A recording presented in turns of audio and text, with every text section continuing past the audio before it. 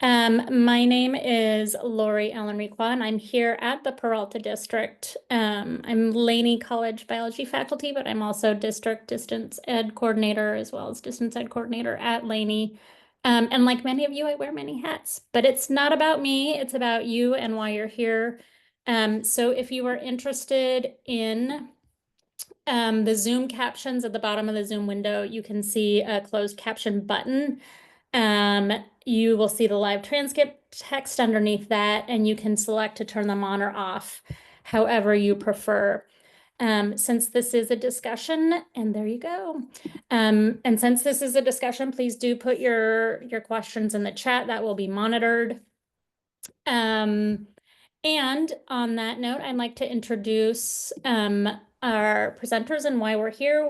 We're discussing the CVC at one peer online course review rubric. It is not a card game poker, but it is just as much fun. And we're looking at an update with equity integration into poker. We have Garrick Grace here from the California Virtual Campus, as well as Marina Elena Fernandez and Sochi Triado. Triado, I'm pronouncing okay, got it. So if you all wanna take it away, I will take a step back. Absolutely. Thank you so much, Lori, and thank you so much for Kevin for hosting this. This is really valuable. And so we're really excited to be here. Obviously, we partner closely with Peralta on the equity components of this because Peralta really was the founders of this work. And so now with the revisions that we're going through, we're really trying to be intentional to make sure we include those in the updated rubric. And so we're really excited today to share some of these early conversations. This work group started this spring. And so we're still relatively early in the process. And so we're really excited to share some early glimpses and also ask for some critical feedback and so there's going to be points for discussion today to really talk through what we're working on. So with that, I'm going to share screen and then we'll do some just brief introductions. Let me make sure we have the right one here. There we go.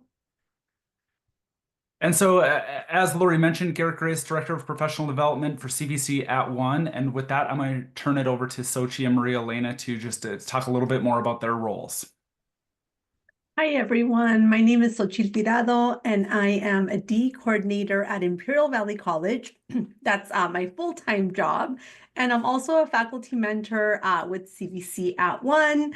At my college, Imperial Valley College, I am also the poker lead.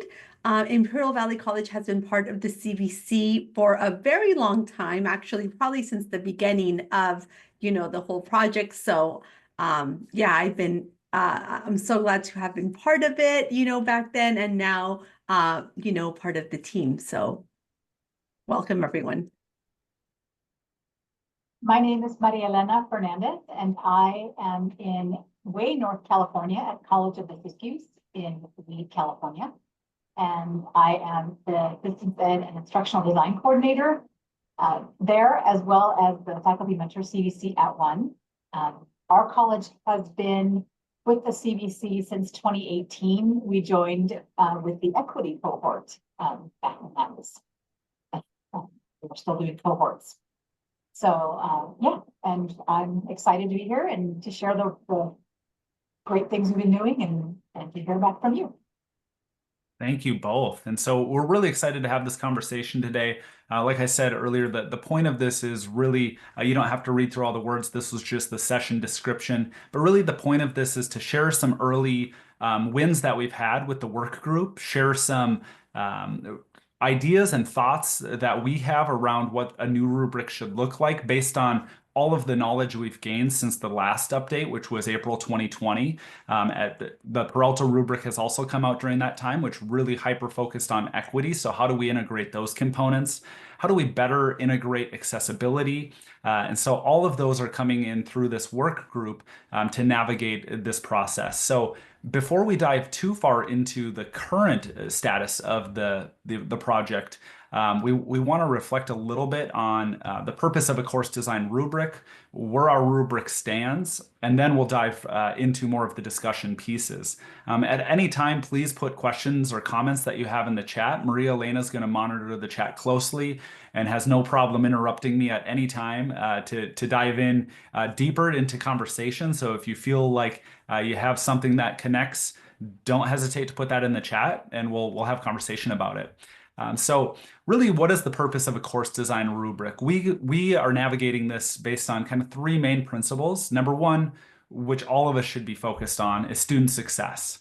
And so really, if you think about what a rubric can do, the end goal of this whole thing is about students. And so to set students up for success, we need to develop courses that have easy, streamlined course navigation. We need to make sure the resources are in spots where students are looking for them. As we talked before we started recording this, we were talking about just some of the terms students use nowadays, some of the music that they're listening to nowadays might be different from our generational norms that we listen to. And with course design, we really have to think about what is the student looking at this course? What lens are they seeing this through? And so we have to think about that, because that's who we're trying to support, is our students. Also, really looking at meeting existing regulatory and accreditation requirements. That's a key focus of everything we do, because the last thing we want to do is create a really great course and then not have it meet regulatory or accreditation requirements. That doesn't work in stride with what our intentions are. And then lastly, provide a meaningful pathway for course development. And so people, a lot of times, if you don't know what you don't know. And so I recently had a neighbor who was visiting, and they're a instructor in our community college system, and they've been teaching for years, but they just started working on some online trainings, and they were just blown away at how much knowledge and resources available out there, but they didn't know. And so they were so excited to be diving into this work. And so I pointed him in some of these directions of, we have course design rubrics, and we have different ways to navigate this system to support faculty across the board.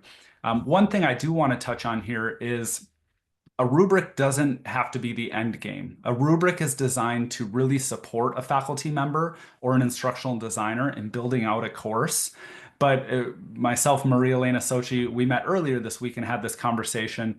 And something that really struck home with all of us is the rubric sets up a great course to begin with. But that is where then the faculty takes over and adds their humanistic approach to the teaching and learning aspects.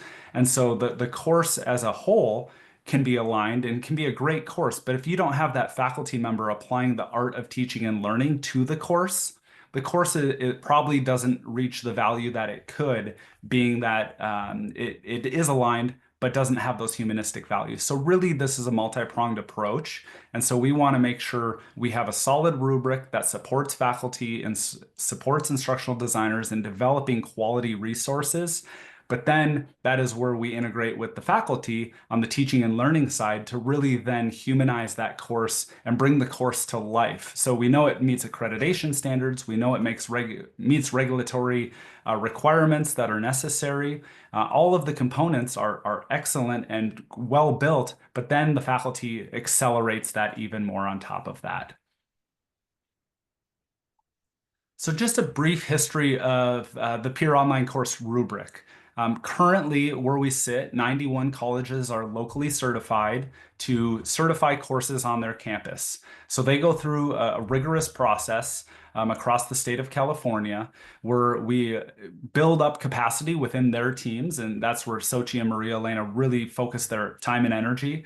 So I'm speaking a little out of turn on that, in that they do a great job building capacity at our 116 colleges across the state. So 91 of those are locally certified. So they know the requirements in order to have an aligned course. And then that gets offered in our exchange with an additional badge. So students know, if I take this course probably is best suited for me to excel at my learning. And so this began in 2014, the POCR rubric.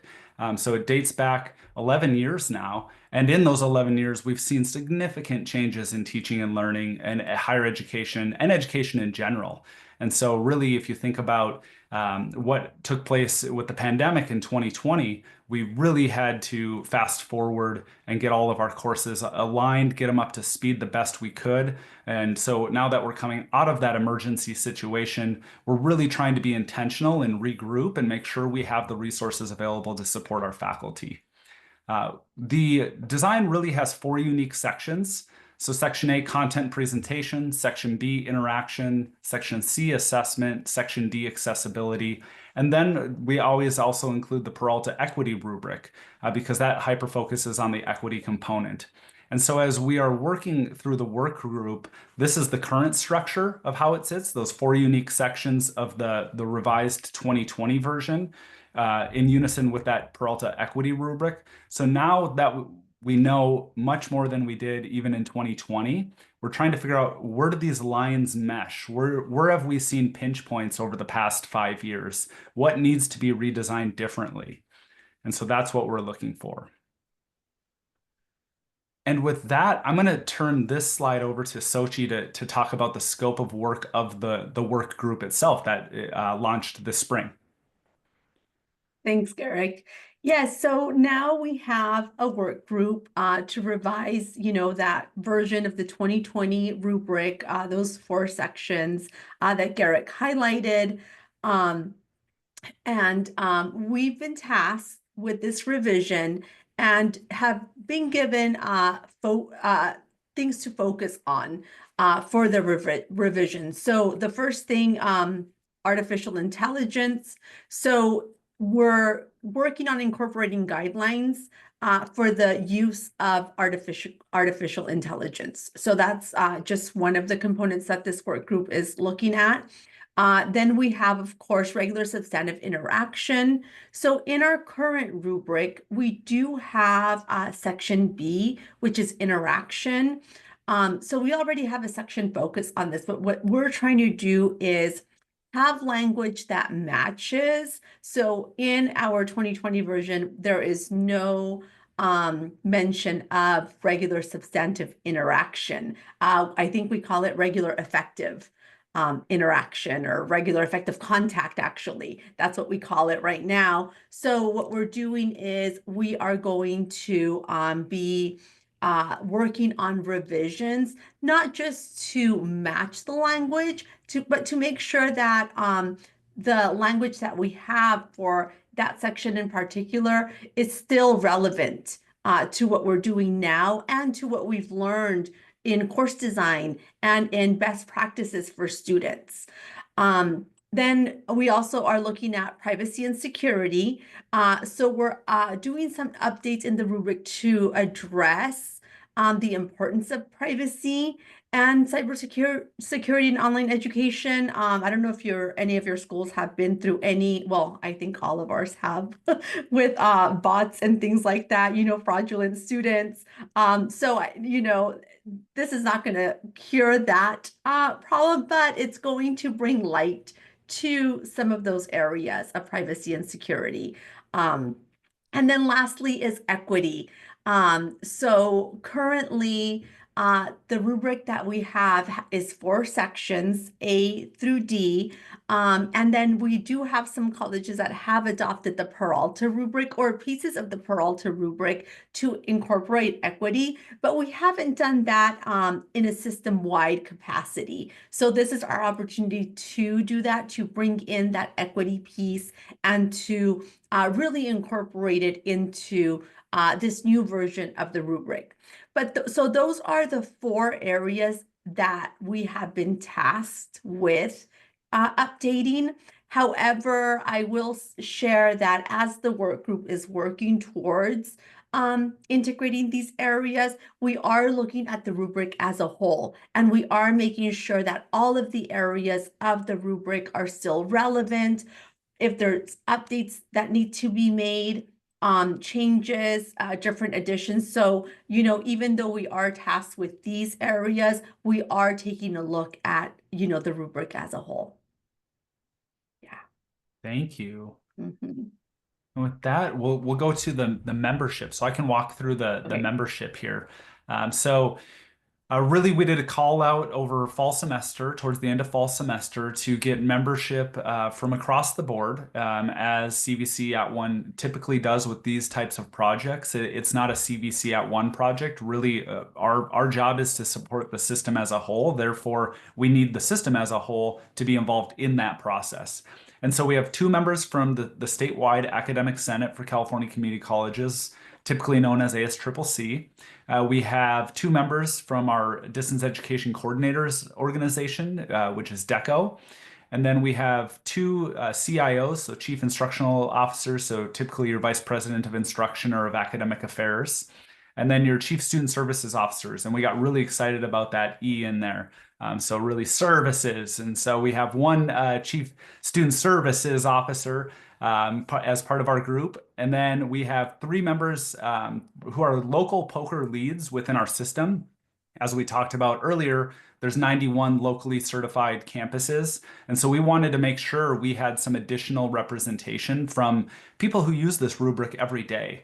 And then we have the three of us, myself, Sochi, and Maria Elena. We're a part of this. Really, our role is more of a facilitation role in this process to make sure everyone is on the same page, knows the navigation of what we're talking about, sharing of the documents, the processes behind the scenes. And so this work group kicked off in late January, I believe was our first meeting, or early February. And then we have a cadence of every couple of weeks, we all meet together. Between there, of course, we have all sorts of different individual activities of reviewing different parts of the rubric to make sure we're going through it as thoroughly as possible, which really has been an exciting process.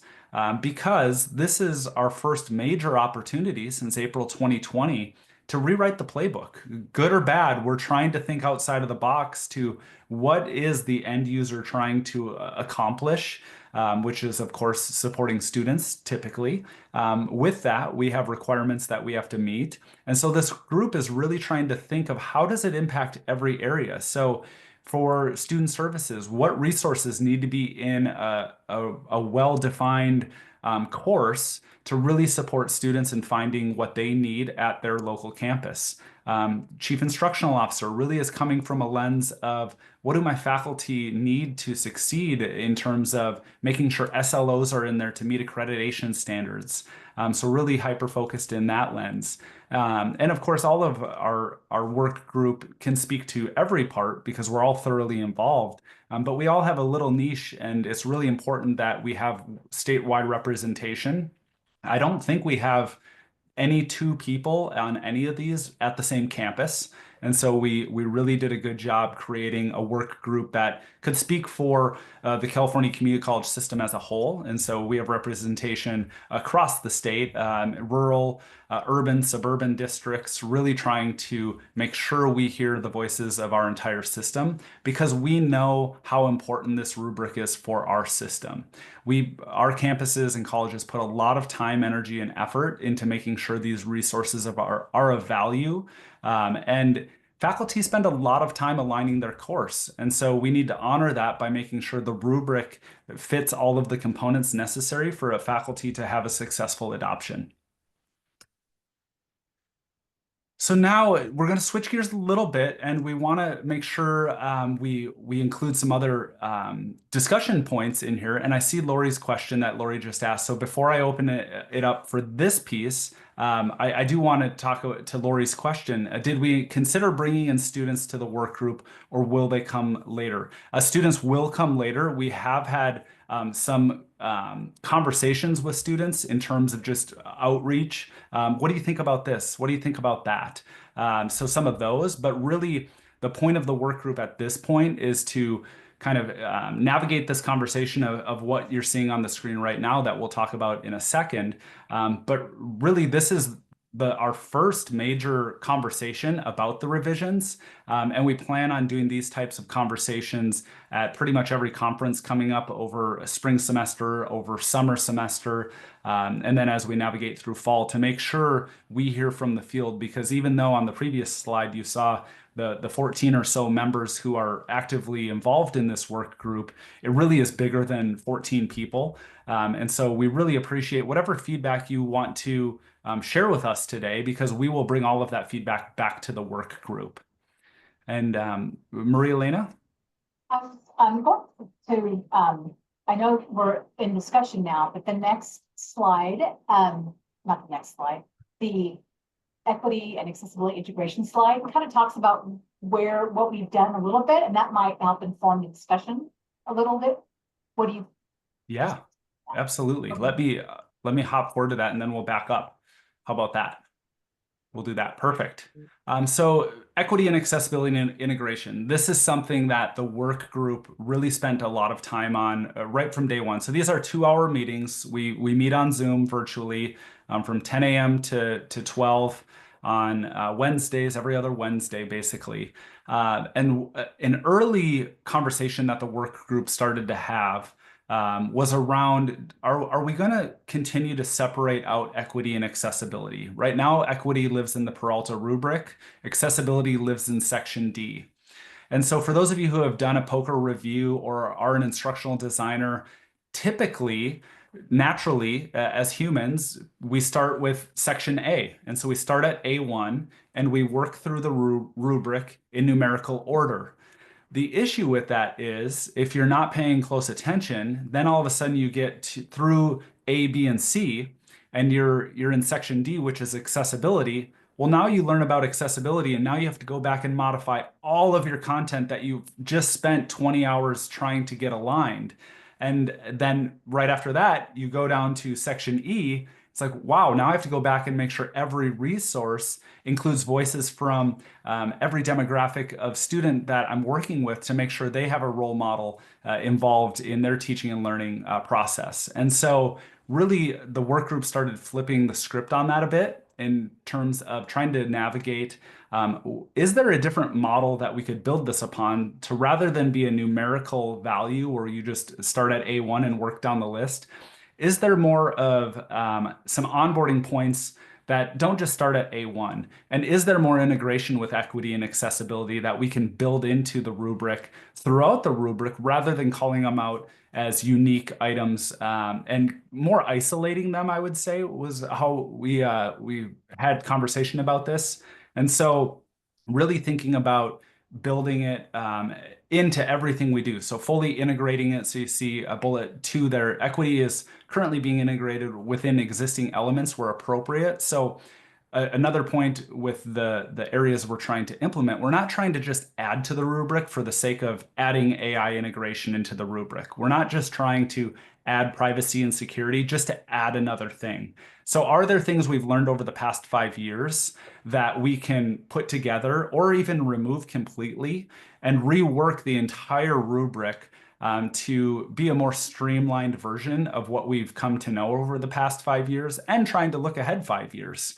Because of course we don't want to do revisions every other day. And so what do we see the field looking like in 2 years? What do we see the field looking like in 4 years? And really trying to come up with a new cadence in terms of revisions and that process. And then, of course, accessibility is currently in discussion, with some of those elements being integrated and other placement ideas being discussed. And when I mention other placement ideas being discussed, just thinking holistically on how we can think differently about the rubric as a whole. Like I said, are there other jump on points and jump off points as you're building a course? And so that's what we're trying to think through as we go about this work. So with that, I'm going to back up to the discussion now. And I see the chat blowing up. So Maria Elena, feel free to jump in if you want to summarize any of those, or if there's any questions we can answer. Just generally, people are discussing about the ways that they're currently sort of identifying these elements that are existing within the rubric. So we have icons, we have starting with various, not starting in that linear fashion, but starting in different places and working with their faculty in that way. Beginning with section D, some people mentioned. So there's a lot of, I think what is interesting to me and what we've seen in our norming sessions and what we've seen throughout, and so you can jump in here too, is that the rubric sort of exists as it is right now, and people in the field are already sort of morphing and changing it to meet their needs or to incorporate elements like backwards design and moving in different ways. We all know those elements of the rubric that are difficulties for our faculty, because if you're a POCR lead, you know this, if you're a reviewer, you know this. So those are the places that I think what's great in the chat is that people are already doing what this work group is thinking about. So we're all I feel like we're all on the same page, and that makes me feel confident in our work group that we're on a good track. So that's all. Yeah, well said.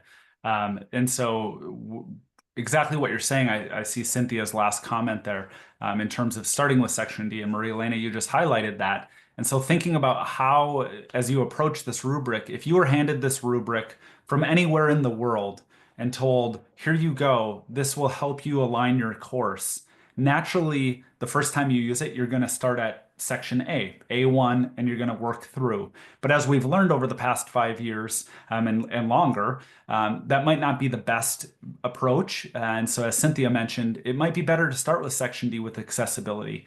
And I completely agree with you, Cynthia, in that I was an instructional designer in the past as well. And so I think starting with understanding baseline of accessibility. I told him I'd pick him up Friday. Oh, Sarah's picking them up Friday, so I'll just meet you, Sarah. No worries, you're fine.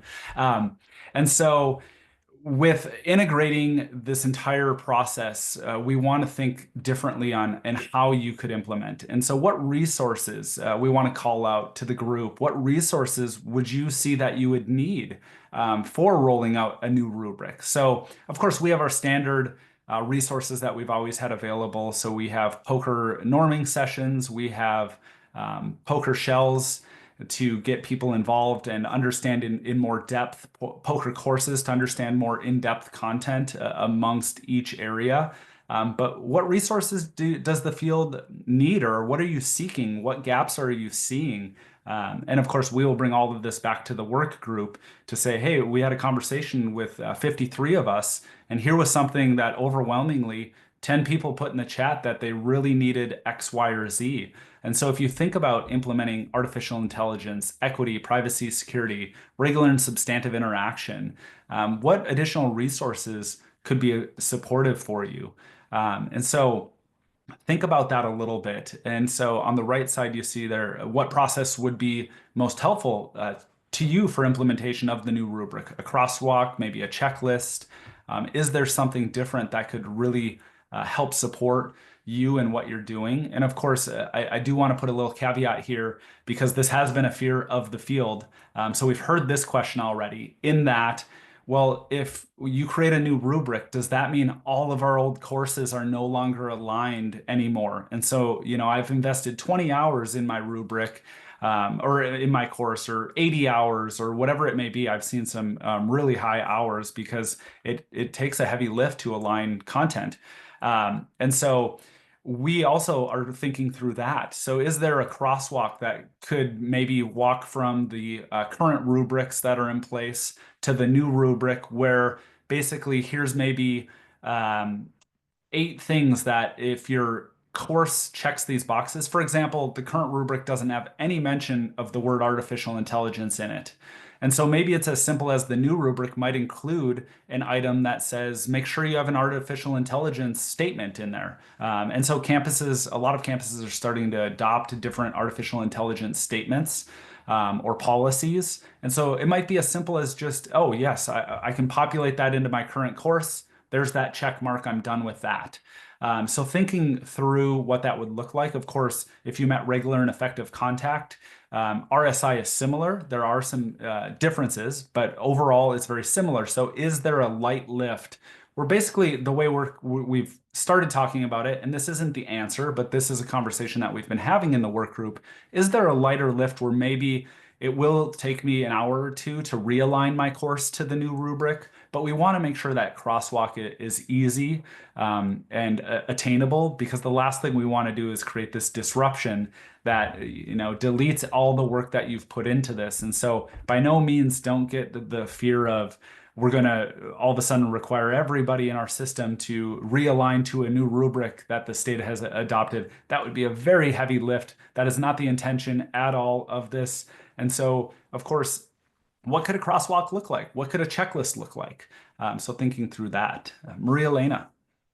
Well, in the chat, one of the great ideas that came across was a way to stay in communication with POCR leads at other institutions so that ideas can be shared, resources can be shared, that whatever can be shared, not just at the norming session, but they would be something that, communication could occur throughout the year. And I love that. It's like your own WhatsApp group or something. Yeah, your own community of practice. And so maybe, I'll just speak to that really quickly. Maybe something like a shared Canvas shell that POCR leads are in, and they have access to resources X, Y, and Z that live in that resource shell. There's rich discussion topics on different things. We've seen that with other things beyond the rubric. So there's other proof of concepts for that idea. And so that could be something we look at. Sochi. Yeah, and I want to go back to that first question that we have on this slide, everyone, and talking about resources. It's something that we have, the work group. We've spent quite some time talking about it, as well as myself, Garrick, and Maria Elena. We're working through the rubric, and one conversation that we had was, okay, the rubric is a tool that's what rubrics are. Rubrics are a tool to assess. They're meant to assess something that has been created, right? When we, as instructors, when we create a rubric, it's to grade an essay, for example. I come from, English, so that's always where my mind goes to. So then we were thinking like kind of almost backwards, right? Like, so then what kind of resources do our faculty need to create a course that meets these areas of the rubric? Because we shouldn't just hand faculty a rubric and be like, here you go, create a course and just make sure it aligns to this rubric. So, those are the kinds of like resources that we're thinking of, but we'd love to get your feedback on like, what would those resources look like? And then even besides that, what other resources, as mentioned here, like the POCR lead community of practice type group, but what other things would be helpful? And this is not just a question for POCR leads. This is a question for anyone that's in this meeting. Like if you're a faculty member who teaches online, if you are, a reviewer, if you're an administrator, even, really for anyone, what do you think of when you think of like designing a course, following kind of this rubric, and what kind of resources do we need? Oh yes, backward design. We've talked about that quite a bit also, Maria Elena and I. So that's the kind of stuff that, we're looking for and that we're hoping to create with this new rubric. Because, changing the rubric is, if you've ever designed an online course, you design your online course and all your modules are ready to go. And then after a semester, you're like, I really just want to change this one assignment. And then you change that one assignment and it just kind of like trickles down. And before you know it, like changed like, I don't know, half of your course. The rubric hasn't been, updated since 2020. So, there are going to be quite a few changes. And with that, new resources need to be created. And I know in the past we did have some resources, like we have currently a Canvas course that kind of breaks up each element of the rubric and gives some details for reviewers as well as for faculty who are designing. In the past, we've also had some videos created by our @ONE team. So, things like that, we will definitely, probably recreate, but we're just wondering if there's anything else that, that you can think of. And while people think about that a little bit, I'll just speak to artificial intelligence. I touched on it earlier. So what would an element look like in a rubric regarding artificial intelligence? Like I mentioned, that would be something like, do you have an artificial intelligence policy? Because if you've watched statewide Board of Governors meetings, the student reps have done a really good job explaining, I just don't know what I can and can't do, good or bad. And so students a lot of times are just asking the question of, am I allowed to use it in this class? What can I use it for? Can I use it just as a thought partner, or can I copy and paste my entire 10-page paper out of there? Which, of course, please don't do that. But they don't know the answer to that question. And so that is part of the educational process, is we have to help navigate that new world of how artificial intelligence is embedded into your courseware. Of course, we all knew back in the day when the calculator came out, that was a big one for me is, well, you still have to show your work, but the calculator can do it all. Right, but what happens when you calculate a $100,000 mortgage at a 10% interest rate over 30 years and the cost comes back as $2.5 million? You have to know that, well, I don't know exactly how it got to that answer, but I know that's not the right answer versus taking that as the face value. And so this is that same conversation. It might just be a simple element that says, make sure you have a statement in there or your district's policy. So something like that could be important to make sure we have. By no means are we trying to do artificial intelligence in terms of recommending or dictating what you need to include for artificial intelligence. Yes, all students will use an AI bot by the first week of, no, we're not trying to go down that pathway. And at the same time, we would have to update the rubric every other week if we tried to put in a policy like that based on how quickly artificial intelligence is advancing. So really, this is more of just supposed to be a support to help navigate those conversations. In the chat, Sally mentioned something about AI components, but I think you just addressed that.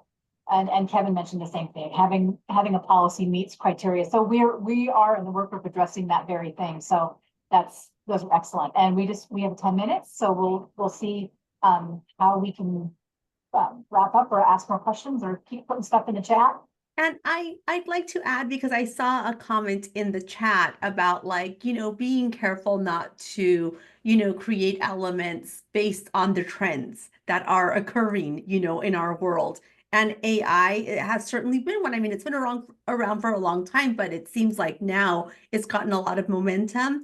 And one of the things that we've talked about, the three of us, is, yes, this rubric has not been updated for quite some time, but the goal is to, moving forward, have more consistent updates so that when things are not so relevant, we can back away from them, or when there's things that change, like when the ACCJC RSI rubric, was released, we could, pivot and adopt those changes as we see fit, not to, throw out everything that we've worked on and bring this new shiny thing, but just be really aware.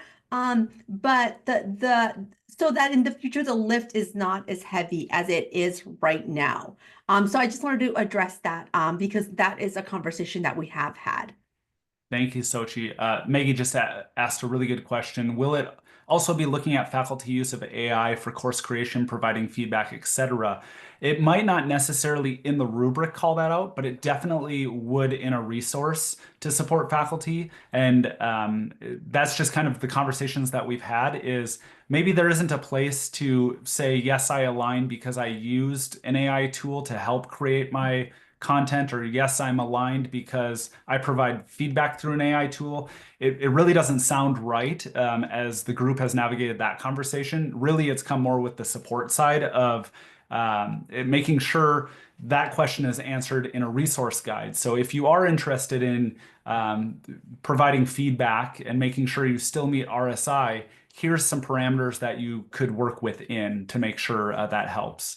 And so with that, knowing our time, the question was just asked in the chat, when will the updated rubric be rolled out? I think it's a perfect time to advance to those pieces. Next steps for the revisions and release. So the work group, the goal, these are all our goals that we're trying to work through. And we feel like this is an appropriate timeline. So we will finish our work group in spring 2025. So at the end of this semester, the goal is to have a rough draft. And when I say rough draft, I mean there's room for edits, but we're hoping it's pretty dang close to the final draft.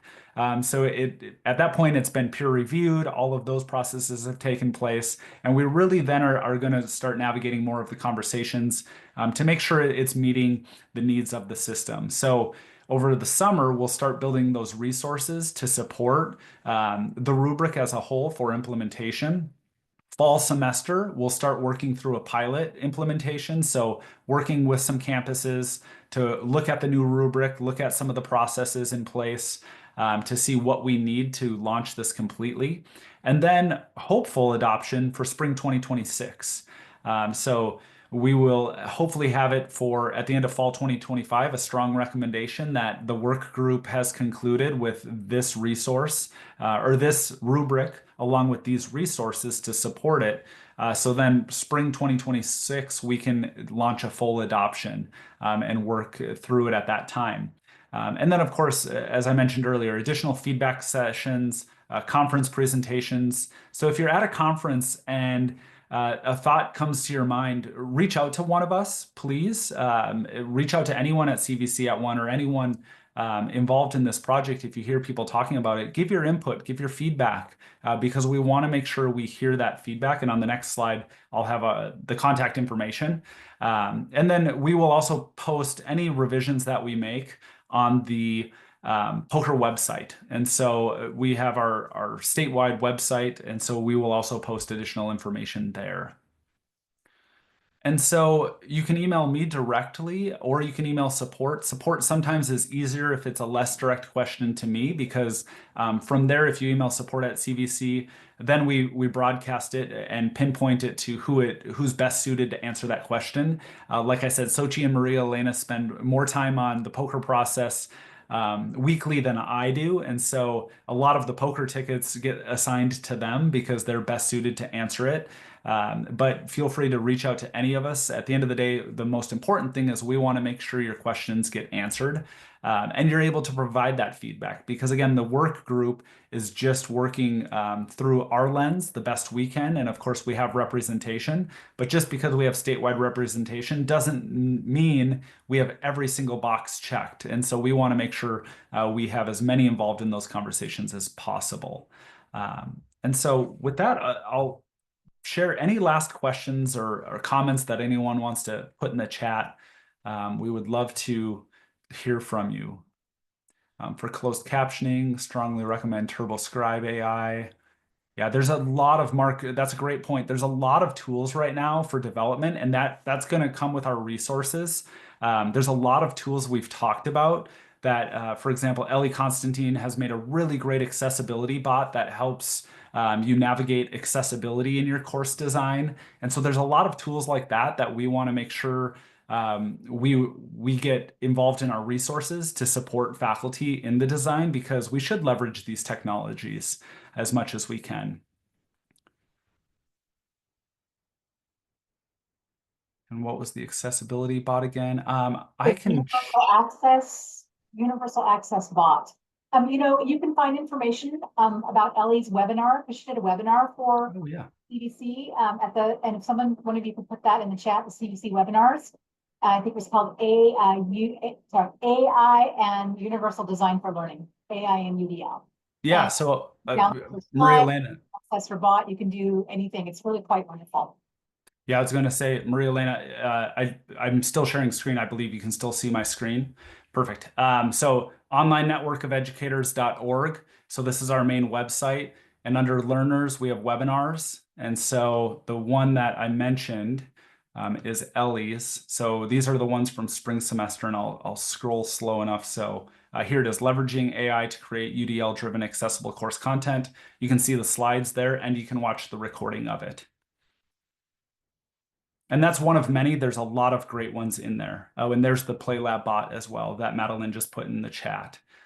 With that, I'm going to stop share so I can grab the link from our presentation today, and I'll put that in the chat as well. And so we have about 30 seconds left, and then I'll turn it back over to Lori. I really want to thank everyone for taking time out of their day today to join us for this conversation. It is a timely conversation. It is meaningful for our statewide faculty. This is really a support for our faculty and really ultimately for our students at the end of the day. And so I really want to thank you all for taking the time. This is a really exciting topic for us. We could talk about this for 3 hours because it's really exciting for us. And so hopefully it's as exciting for all of you. And with that, I'll focus on getting the shared link. But thank you all.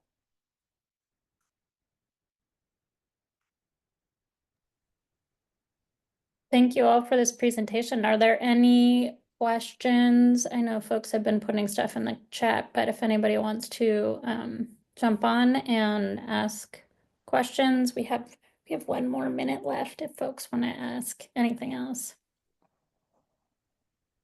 I think Garrick is working on the slides. There, I just put it in. And Ah. so sorry, it's a messy link. I wasn't able to attach it. Okay, I see people on it now, so. And we will link to it from the conference website as well, with your description of your session. So actually, I'll do that in the next 2 minutes. Perfect. Thank you, Kevin. Appreciate that. Well, thank you all, and we'll stop the recording.